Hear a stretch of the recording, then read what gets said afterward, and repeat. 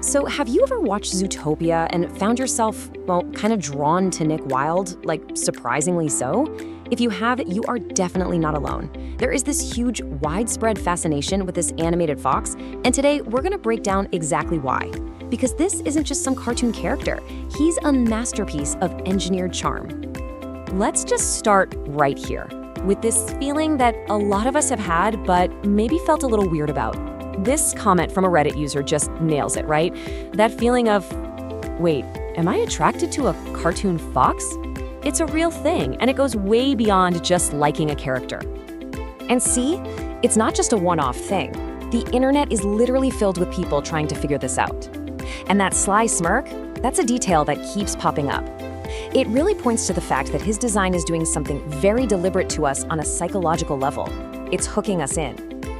Right away, you see people making these connections. They're comparing Nick to these famously charming, kinda complicated characters from live-action shows. And that tells us something huge. He perfectly fits into this very specific, very effective archetype that we're already wired to be drawn to, the charismatic dad boy who you just know has a heart of gold. So that brings us right to the big question. What is it about him that feels so flirtish? It's this very specific mix of confidence, wit, and self-assuredness. So how in the world did Disney's animators actually engineer this feeling?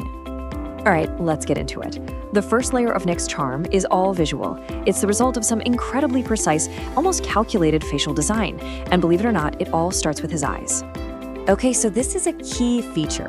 Think about his default expression. For something like 80% of the entire movie, Nick has these heavy lids. You might know them as bedroom eyes. And this isn't just a random art style. It's a very specific, nonverbal cue that our brains are programmed to interpret in a certain way. And here's where it gets really interesting. Look at the contrast. Eyes that are wide open, that signals alertness, surprise, maybe even fear. But Nick's heavy-lidded gaze, it signals the complete opposite. He's relaxed, he's in control, he is never, ever rattled. It's a constant visual broadcast of his cool, confident dominance. And then, of course, there's the smirk. Even his most famous feature is engineered. You know, a normal, symmetrical smile is pretty simple. It's open, it's friendly. But an asymmetrical smirk, that's complex. It's playful, it's a little bit mysterious, and it makes you lean in and wonder, what is he really thinking? It makes him incredibly intriguing. Okay, so let's move from his face to his body.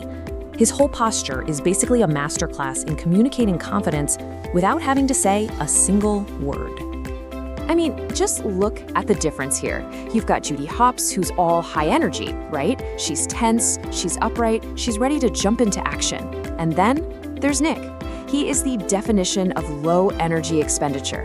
He's always leaning on something, hands casually tucked in his pockets. His whole body language just screams this powerful sense of total ease and effortless control. He's also an expert at managing personal space. He does these little, what you could call benign invasions, leaning in close to talk, fixing Judy's collar.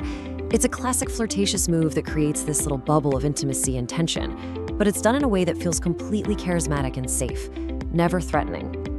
Of course, you absolutely cannot talk about Nick Wilde without talking about that voice. Jason Bateman's performance is the crucial third piece of the puzzle, the layer that really brings all of this subconscious appeal to life. But the truth is, Zootopia isn't perfect, and just like our world, not everyone gets along, especially natural enemies. So here's the key. Bateman's delivery is super understated and natural. It doesn't sound like a goofy cartoon voice. His tone is low, it's smooth, and it's consistently paced. And what does that do to our brains? Subconsciously, that signals maturity. It signals reliability. It even signals high social status. It's a voice that just sounds intelligent and emotionally in control. And when you combine that voice with his dialogue, wow, it's potent. He delivers these incredibly clever, witty, sarcastic lines, but all with that calm, measured tone. This just screams intelligence, which for a lot of people is a huge part of attraction. There's even a word for it, sapiosexuality. Plain and simple, his brain is a huge part of his charm.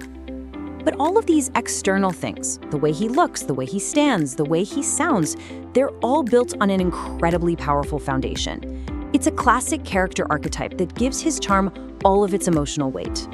He is a perfect fit for the wounded rogue. This is a character type that is almost universally irresistible in storytelling. I mean, look at the company he's in: Han Solo, Flynn Rider. These are characters who are cynical, they're street smart on the outside, but we find out they're actually deeply good and caring on the inside. It's a type of character that has really evolved, especially in modern Disney movies, away from the boring old Prince Charming and into someone way more complex and compelling. And this motto, this is the key to his whole personality. That cool, cynical act, it's not who he really is. It's a defense mechanism. It's armor that he built after a really traumatic childhood experience where he was bullied and muzzled just for being a predator.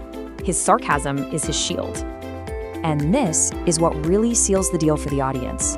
The magic is in the gap between his tough predator exterior and that moment of pure vulnerability he finally shows to Judy. The second that armor cracks, it creates this huge emotional impact. It makes his charm feel earned. It makes it feel deep because he's no longer just a cool guy. He's someone you can trust. And that's a huge thing people look for in a partner. So when you start putting all these pieces together, it becomes so clear that Nick Wilde's charm is no accident at all. It's actually a formula. It's the deliberate result of what you could honestly call charm engineering. You take the visual signals of pure confidence, the heavy-lidded eyes, the relaxed posture, and then you multiply that effect with these deep, relatable layers of smart humor and real emotional vulnerability. Which brings us to one last really fascinating question. Does our collective crush on a character like Nick Wilde tell us something important about what we actually want? Maybe the old-fashioned Prince Charming just doesn't cut it anymore. Nick represents a much more modern ideal, someone who is savvy and confident enough to handle a tough world, but who saves their gentleness and vulnerability for the people they trust. He's not just capable, he's selectively kind. And in a world that often demands we all put on a tough face, maybe that's the most attractive combination there is.